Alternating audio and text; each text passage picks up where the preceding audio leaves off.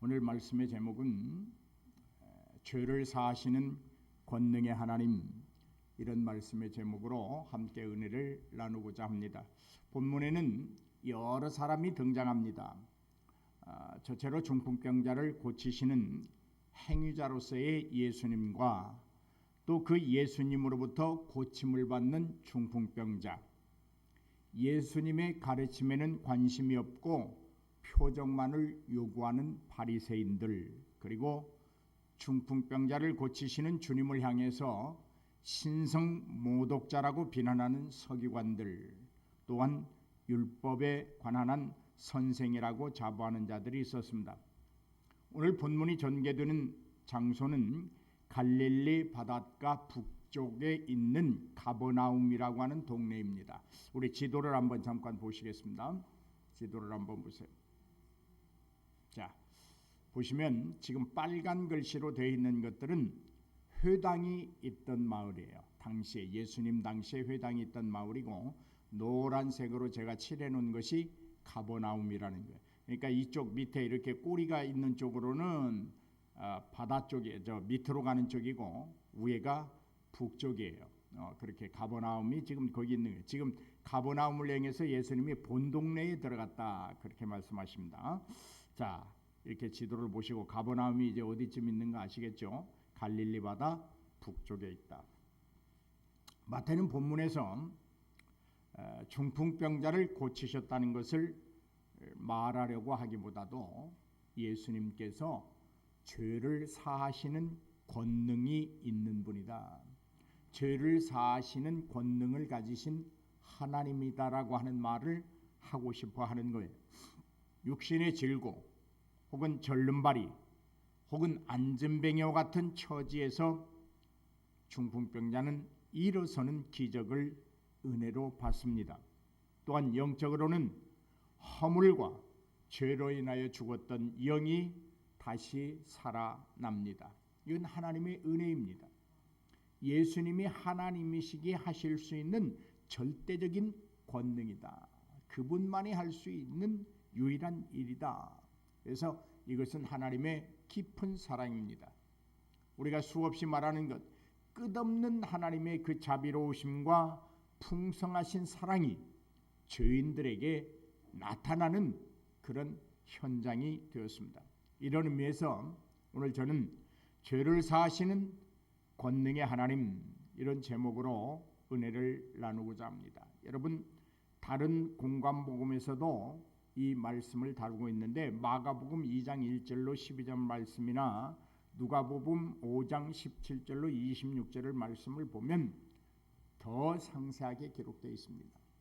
그러니까 마태는 예수 그리스도의 왕권적인 것을 증거하려고 기록하고 있고, 마가는 예수 그리스도는 이 땅에 하나님의 종으로 오셨다고 하는 것을 중심으로 마가를 기록하고 있고, 누가는 예수 그리스도는 철저하게 인간의 몸을 입고 이 땅에 오신 인간이었다라고 하는 것을 기록하려고 하고 있습니다. 그래서 다 다른 거예요.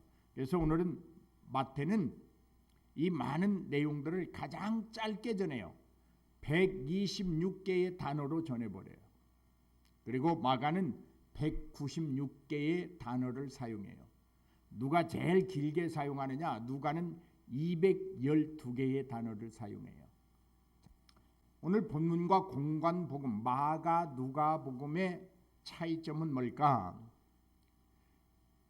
마태는 그걸 기록하지 않고 있는데, 왜요? 예수는 그냥 왕이야, 이 말 하고 싶은 거예요. 구차하게 그 중풍병자를 사람들이 뭐 침상에 들쳐매고 왔다, 이런 말 하고 싶지 않은 거예요. 그냥 예수는 왕이야. 아멘. 예수는 왕이야, 이 말 하고 싶은 거예요. 그런데 마가나 누가는 이렇게 기록하고 있어요. 공관복음의 차이점을 본다고 하면 마가나 누가는 중풍병자를 이름 불상의 사람들, 그 사람들이 메고 왔다, 침상에 메고 왔다, 그렇게 말해요. 그리고 와서 보니까 예수님이 사람들에게 에워싸여 있으니까 직접 나아갈 수 없어서 지붕으로 올라가서 지붕을 뚫고 그를 달아내렸다, 그렇게 말을 해요. 자, 여러분, 지붕을 뚫고 중풍병자를 달아내렸다. 상상이 안 되는 말이에요. 왜냐하면 우리들의 집 구조를 보면 이렇게 콘크리트로 철저하게 잘 지어놨는데 그 병자를 메고 와서 그 순간에 콘크리트를 철근을 다 끊고 다 자르고 달아내려 불가능한 일. 그런데 이스라엘 사람들의 집 구조를 보면 이해할 수 있어요. 자, 사진 하나 보여주세요. 자, 이렇게 생겼어요. 지금 단면도예요. 이스라엘 저기 퍼스트 카운트 이스라엘 하우스라고 하는 말은 초기에 이스라엘 백성들이 살던 집의 구조를 말하는 거예요. 그러니까 막 이 문을 막 들어가면 카운트리 야드가 있어요. 짐승들이 살아요 거기에. 그 다음에 짐승들 사는 옆에 1층에는 부엌이 있어요. 그 다음에 2층으로 올라가면 거실이 있고 룸이 있는데 그 지붕이 뭘로 되어 있느냐면 스트로베리로 되어 있어요. 그러니까 여기 스트라우 커비드 루프라고 되어 있잖아요. 그건 뭐냐면 볏짚 같은 거, 갈대 같은 걸로 엮어서 지붕을 해놨어요. 그러니까 뚫었다 그 말이에요. 이제 이해가 가십니까? 그러니까 이 성경은 그때 당시의 역사를 문화를 알지 못하면 이해하기가 힘들어요. 아니 이렇게 콘크리트로 튼튼하게 지어놓은 지붕을 어떻게 맨손으로 뚫어? 그 뭐 포크레인이 와서 파도 한참을 걸릴 텐데 여기는 그렇게 되지 않았어요. 갈대 잎으로 엮어서 지붕을 만들었어요. 그러니까 뜯기 쉽죠. 먼지는 좀 나고 흙은 떨어질지 몰라도 아니면 뭐 볏짚 같은 거, 우리로 말하면 볏짚 같은 것을 이렇게 엮어서 그렇게 했기 때문에 충분히 뚫을 수 있었어요. 자, 이것이 이제 우리가 이해할 수 있는 일이에요. 그 다음에 이 성경에서 중풍병자라고 하는 것은 구약 성경에는 없어요. 신약 성경에만 중풍병자라고 하는 이 단어가 나옵니다. 이거는 헬라어로 파랄리티코스라고 하는 말인데 이것은 마비되었다. 우리가 중풍병자가 되면 뭐라고 그래요? 손이 불수됐다 그러잖아. 움직일 수 없다. 마비되었다. 이 중풍병은 의학적으로 그렇게 온다고 그래요. 대뇌 조직이나 척추, 중추신경이 손상되면 신체의 어느 부분이 마비가 된대요. 움직일 수가 없게 된대요. 그것을 우리는 중풍병이라 그렇게 말하는 거예요. 성경에는 이 중풍병에 대해서 하반신이 마비된 사람들, 또 소아마비를 앓고 있는 사람들, 이런 사람들을 위해서 파랄리코스 그렇게 말해요. 여러분, 예수님께 네 사람에 의해 옮겨진 이 중풍병자를 고쳐주신 사건도 유명하지만 중풍병으로 8년간 누워있던 애니야를 고친 사건이 있어요. 베드로도 중풍병자를 고쳤어요.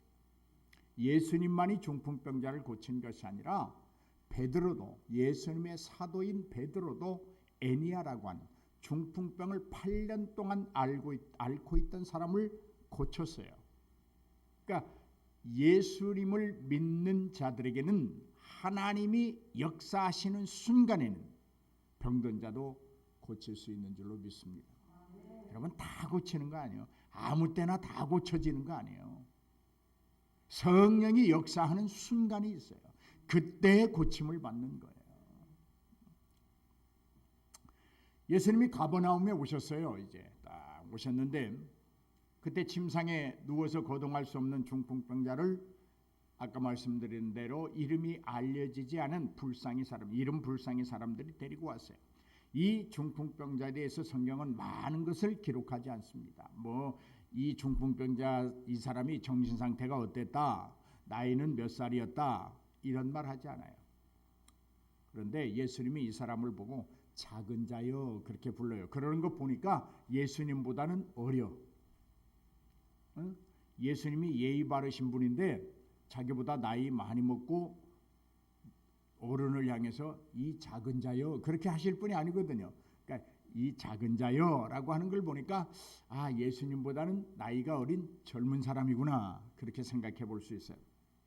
이 사람은 어떻든 움직일 수 없었어요. 스스로는 움직일 수 없어요. 그래서 절대적으로 다른 사람의 도움이 필요한 거예요. 또한 이 중풍병자가 예수님과의 어떤 관계를 맺고 있는가도 설명하지 않았어요.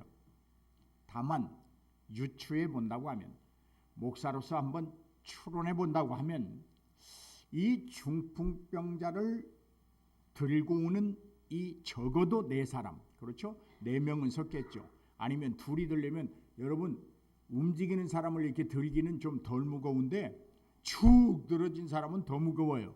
그러니까 적어도 4사람은 들고 왔을 것이다 라고 본다고 하면, 이 4사람의 믿음과 중풍병자의 믿음은 예수님에게 가면 고침받을 수 있다고 하는 적어도 그런 믿음은 가지고 있는 사람이다, 이렇게 볼 수 있습니다.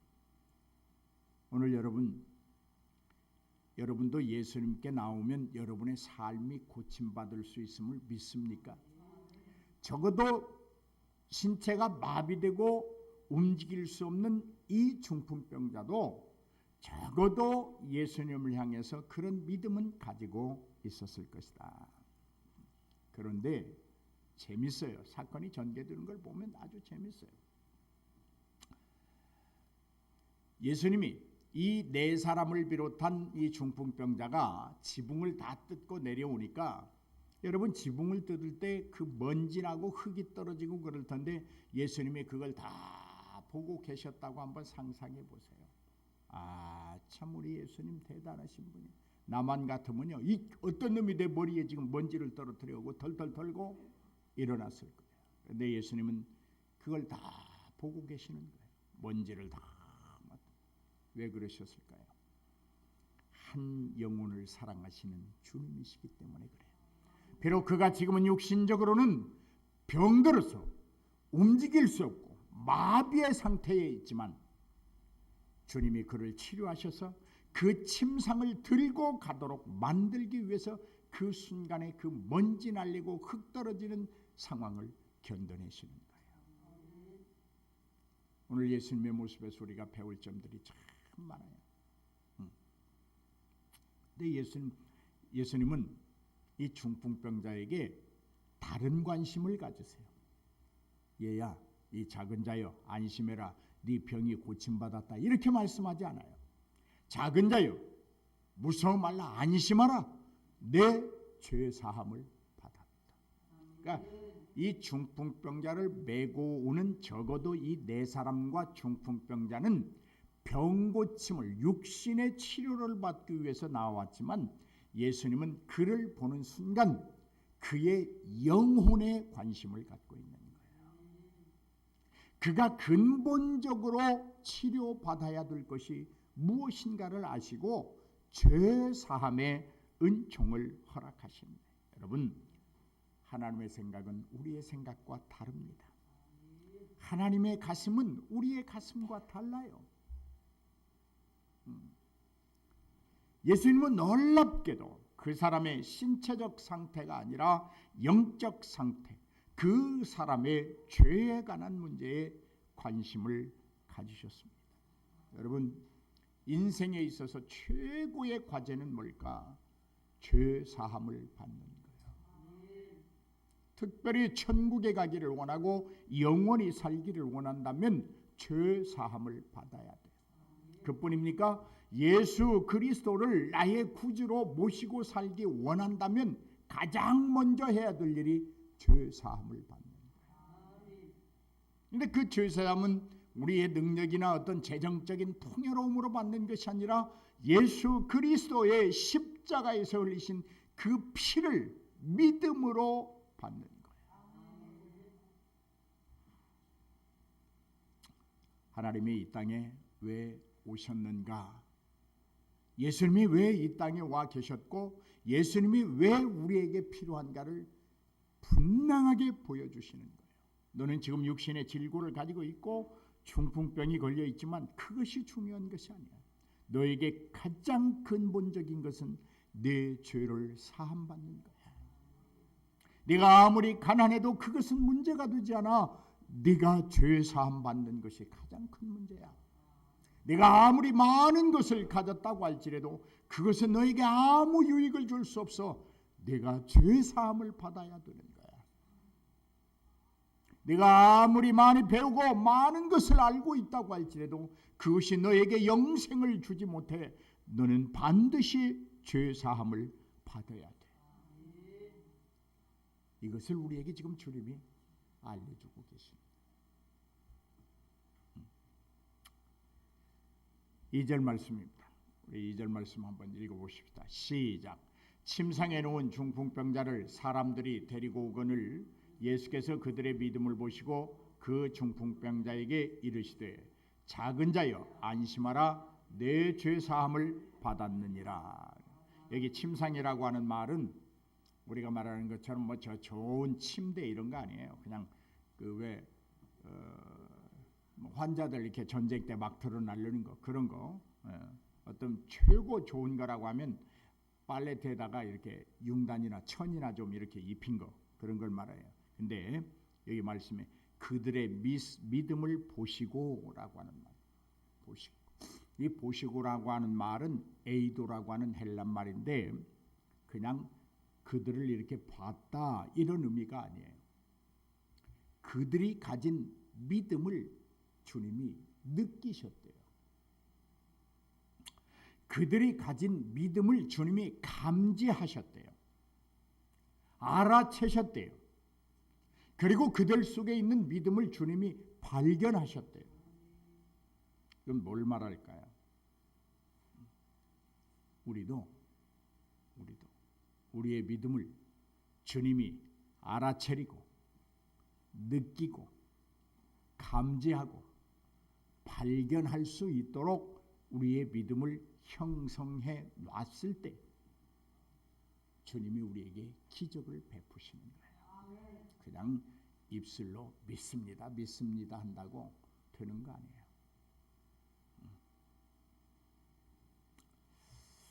좀 더 자세히 말씀을 드리면 이런 거예요. 주님이 그 중풍병을 들고 온 그 사람들과 중풍병자를 떡 보시면서 이 사람들 속에는 얼마나 많은 믿음이 있구나라는 걸 아시는 거예요.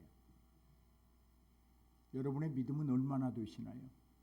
이만큼? 주님이 알아보고 주님이 느끼고 주님이 감지하고 주님이 발견할 수 있는 믿음을 소유하시기를 주의 이름으로 축복합니다. 거기에 기적이 일어나는 거예요. 거기에 내 인생의 근본적인 문제가 해결되는 거예요. 여러분의 자녀들에게도 마찬가지예요. 무엇을 유산으로 남겨주시겠습니까? 주님이 마지막 때에 보시고자 원하시는 그 믿음을 남겨줘야 돼요. 그러면 그 자녀의 인생의 문제가 그냥 다 형통해져요. 주님이 그렇게 본 거예요. 저놈들이 참 나를 많이 신뢰하고 있구나 보신 거예요. 저 비록 몸을 움직이지 못하지만 저 중풍병자 속에는 내가 자기를 치료할 수 있다고 하는 믿음이 확실히 있구나. 주님이 감지하신 거예요. 알아보신 거예요. 발견하신 거예요.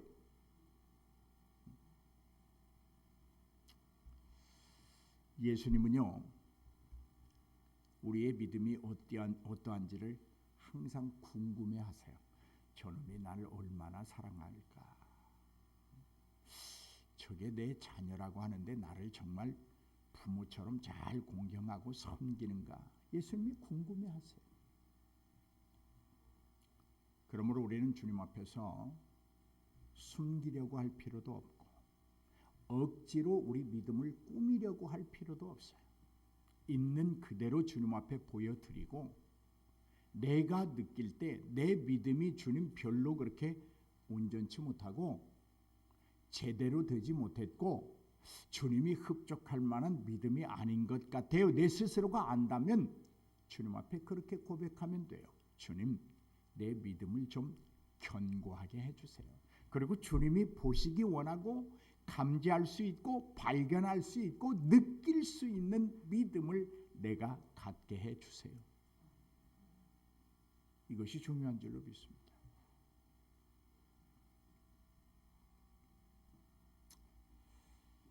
그래서 주님이 그렇게 말씀하신 거예요. 내가 세상 끝날에 보기를 원하는 게 있다. 그게 뭔 줄 아니? 믿음이다.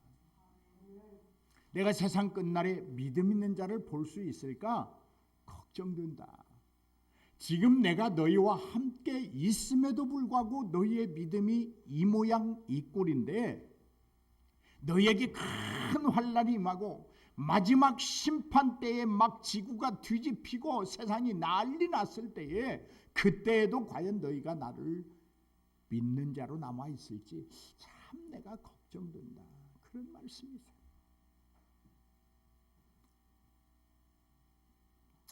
이제 주님은 그에게 하나님만이 하실 수 있는 일을 하셨습니다. 작은 자야 안심하라. 내 죄 사함을 받았느니라.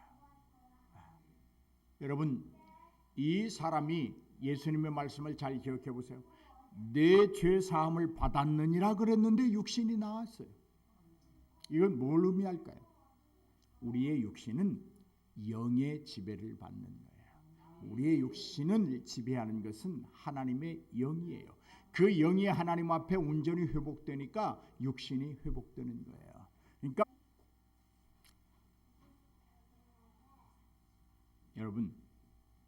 여러분 어떤 면으로 예수님을 바라보십니까? 어떤 면으로 예수님을 바라보세요? 그냥 내 육신의 병만 고쳐주시는 분? 그게 예수의 전부입니까? 여러분은 예수님이 가지신 신적 권능을 어디까지 믿으십니까?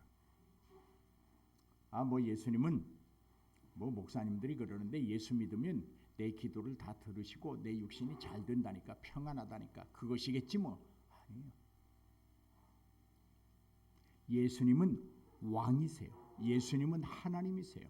예수님은 우리의 영을 위하여 죽으시고 살아나신 분이지 그 시시하게 흙덩어리에 불과한 육신을 위하여 죽으시고 육신을 위하여 부활하신 분은 아니에요. 우리 이건 분명히 해야 돼요. 그리고 여러분 이 죄 사함이라고 하는 것은 하나님만이 하실 수 있는 일이에요. 아무나 죄 사함을 줄 수 없습니다. 하나님만이 하실 수 있는 일이에요. 미국의 대통령도 독일의 총리도 할 수 없는 일. 우리나라의 대통령이 누가 들어서도 우리의 죄를 사해 줄 수 있는 권세와 능력은 없어요. 하나님만이 하실 수 있는 거예요.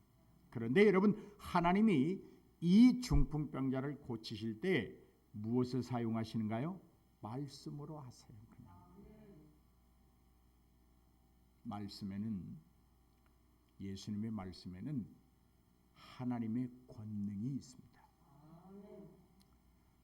예수님의 말씀에는 우리의 인생을 회복시키는 능력이 있습니다. 예수님이 말씀을 하시잖아요. 어떻게요? 작은 자야 안심해.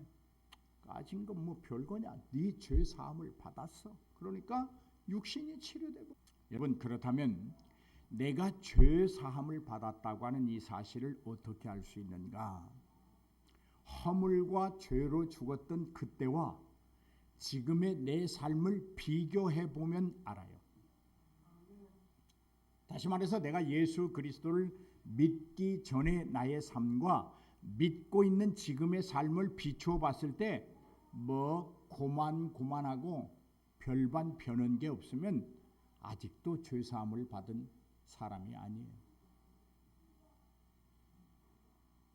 그런데 내가 예수 믿기 전의 삶과 예수 믿은 이후 지금의 삶을 비교해 보니까 엄청난 변화가 있어요. 내 가치관이 바뀌었어요. 내가 살아가는 인생의 목적이 바뀌었어요. 내가 무엇을 하는지 분명해졌어요. 그리고 내가 어떻게 살아야 될 것인가를 확실히 알고 예전에는 세상을 위하여 살아가던 내가 이제 보니까 하나님을 위하여 살아가고 있어요. 예전에는 내 집밖에 몰랐던 내가 이제는 교회도 아끼고 사랑하고 살아가고 있어요. 그 사람은 확실하게 죄 사함을 받았다. 그렇게 말할 수 있어요. 내가 죄 사함을 받은 것을 그렇게 알 수 있는 거예요. 시편 130편 3절 4절 7절 8절 말씀 읽읍시다. 시작. 여호와여 주께서 죄악을 지켜보실진대 주여 누가 서리이까. 그러나 사유하심이 주께 있음은 주를 경유하게 하심이니이다. 이스라엘아 여호와를 바랄지어다. 여호와께서는 인자하심과 풍성한 속량이 있음이라. 그가 이스라엘을 그의 모든 죄악에서 속량하시리로다. 아멘. 자, 거기 보면 사유하심이 주께 있음은 주를 경외하게 하심이라. 제가 직전에 드린 말씀이 바로 그런 근거예요. 하나님이 우리 죄를 사하시는 것은 그분의 몫이에요. 그런데 내가 죄 사함을 받았다고 하는 증거는 내가 나를 통해 알 수 있어요. 뭘로? 내가 하나님을 경유하고 살면 죄사함 받은 거예요. 어렵지 않아요. 목사님, 제가 죄사함 받았는지 난 잘 모르겠어요. 그러면 나는 그런 성도 뒷꼭지다 대고 큰 호통을 치죠. 하나님을 경유하게 살면 알게 돼. 사유하심은 주께 있음은, 사유하심이 주께 있음은 나로 하여금 주를 경외하게 하려 하심입니다. 여러분, 알레라고 하는 사람은 이런 말을 했어요. 자, 띄워주세요. 시작. 만약 여호와 하나님께서 인간의 죄를 엄격히 기록하시고 그때마다 신속하게 벌을 내리신다면 하나님의 정의 앞에서 아무도 살아남을 사람이 없다. 사람이 한 말이지만 성경을 잘 요약한 말이에요. 사유하심이 주님께 없다면 우리는 하나님 앞에 설 수 있는 사람이 아무도 없어요. 자, 그 다음에 크라우스라고 하는 사람이 한 말을 한번 우리 같이 읽어봐요. 시작. 여호와를 두려워하는 것은 그의 용서의 말씀을 기다리는 것을 의미하고 여호와께서 용서를 베푸시는 순간을 기다리기 위해 세심한 주의를 기울이는 것이다. 그러므로 하나님이 우리에게 계속해서 죄 사함의 은총을 주신다고 할지라도 우리가 세심하게 주의를 기울이지 아니하고 살아가면 그 사유함의 은총을 놓쳐버릴 수 있어요. 아니, 놓치진 않습니다. 하나님의 그 한 번 주신 효력이 영원한 건 사실이에요. 그러나 그 죄 사함의 은총이 우리의 삶 속에서 효력을 나타내지 않는 거예요. 자, 기억하십시오. 사유하심이 주께 있으면 주를 경외하게 하심이라. 그러니까 죄 사함을 받았느냐 안 받았느냐 내가 알 수 있는 건 그거예요. 내가 지금 주를 위하여 살고 있으면 죄 사함을 받은 거예요. 호세아 3장 3절 말씀 한번 읽읍시다. 시작.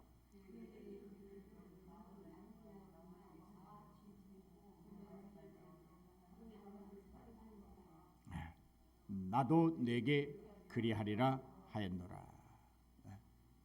나도 내게 그리하리라. 나도 내게 그리하리라. 죄 사함을 받은 자들이 하나님과 함께하는 삶을 살고 있다는 것을 우리는 두 가지로 요약해 볼 수 있어요. 첫째로 하나님의 뜻에 반대되는 일을 하지 않으면 그는 죄 사함을 받은 거예요. 아멘. 두 번째로 하나님과 함께 살기 위해서 하나님 외에 다른 것을 선택하지 않으면 그 사람은 죄 사함을 받은 사람이에요. 쉬워요. 내가 나를 알 수 있어요. 내가 죄 사함을 받았다고 하는 증거는 내가 이제는 하나님의 뜻에 반대되는 것, 하나님의 의도와 반대되는 그 모든 유혹들과 시험을 뿌리치면서 살아가는 거예요. 지금 여러분 영적 상태는 어떻습니까? 우리를 죄에서 구속하신 하나님의 의도와 그 목적과 반대되는 것들을 사랑하십니까? 아니면 하나님을 사랑하십니까? 대답해 보세요. 여러분의 입으로 선포해 보시라고. 내가 보기에는 별로 아닌 것 같아. 그것이 문제라는 거야. 제가 볼 때도 별로 그렇게 느껴지지 않는데 우리를 정확히 보시는 하나님은 오직 잘 아시겠어요? 자, 여러분 시간이 많이 갔습니다. 우리 시편 73편 28절 한번 읽겠습니다. 시작.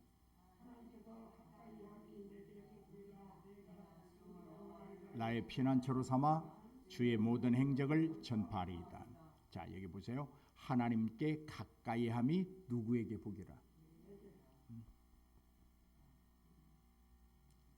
여러분 복된 삶을 사시기를 주의 이름으로 축원합니다. 하나님께 가까이 가면 갈수록 복은 내게 더 쌓여가는 거예요. 언제나 우리는 이 기준점에 서 있습니다. 중간에. 자, 왼쪽에서 마귀가 자꾸 땡기고 오른쪽에서는 하나님이 자꾸 끌어당겨요. 성령이. 선택은 내가 하는 거예요. 하나님 쪽으로 가까이 가면 이 빈 공간에 복이 쌓이는 거고, 사탄의 꼬임에 빠져서 자꾸 이쪽으로 가면 여기 공간에 저주가 쌓이는 거예요. 간단해요. 그 말씀이에요. 하나님께 가까이 가면 갈수록 내게 복이다. 가까이 갈수록 더 복이 많이 쌓여요.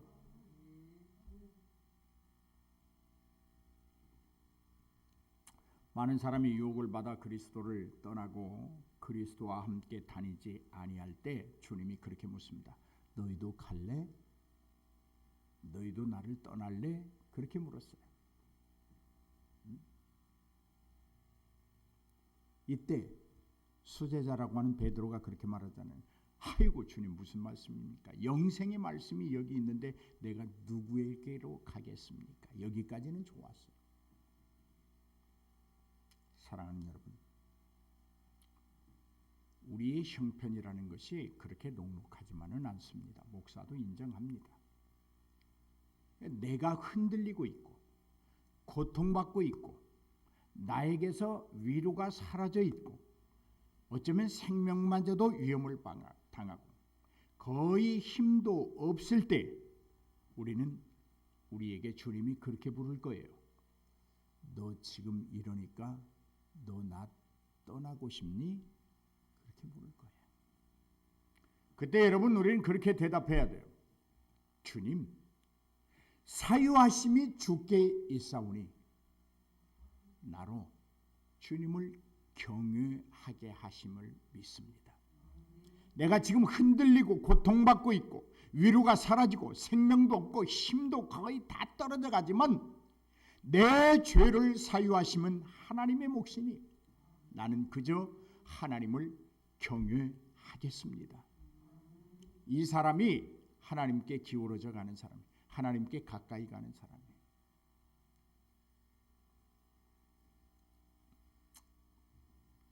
죄사함의 은총을 입은 사람들은요, 하나님의 말씀을 떠나서 다른 것을 하지 않겠다는 결심, 의지, 이걸 잃어버리지 않습니다.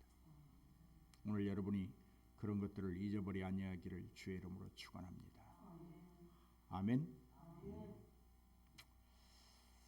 자, 시간이 자꾸 많이 갔으니까 여러분 이제 이 중풍병자가 육신의 치료를 받았습니다.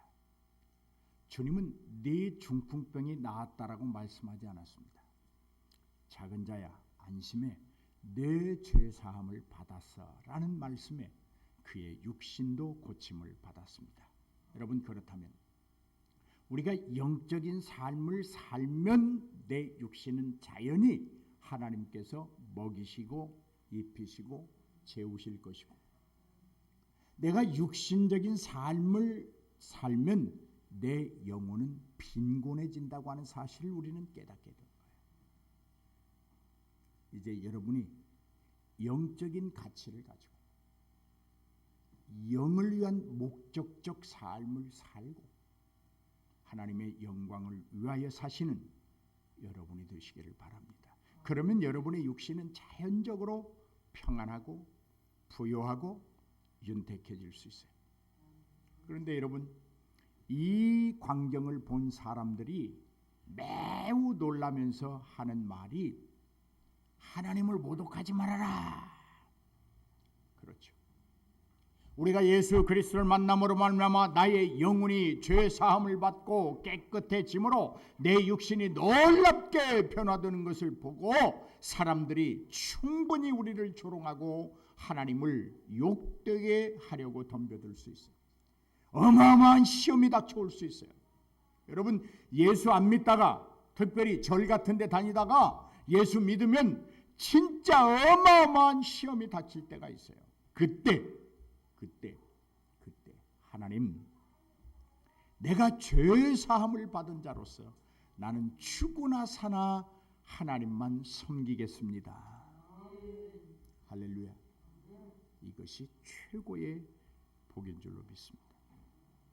우리가 죄 사함을 받은 그것의 최종적인 목적과 가치는 하나님을 찬양하는 거예요. 우리 예수 소망교회 속한 저와 여러분 모두는 육신을 위하여 예수 믿는 것이 아니라 내 영혼의 윤택함과 부요함과 내가 인생으로서 가장 시급히 해결해야 될 문제, 죄 사함의 문제를 위하여 예수를 믿기를 주의 이름으로 축원합니다. 축원합니다.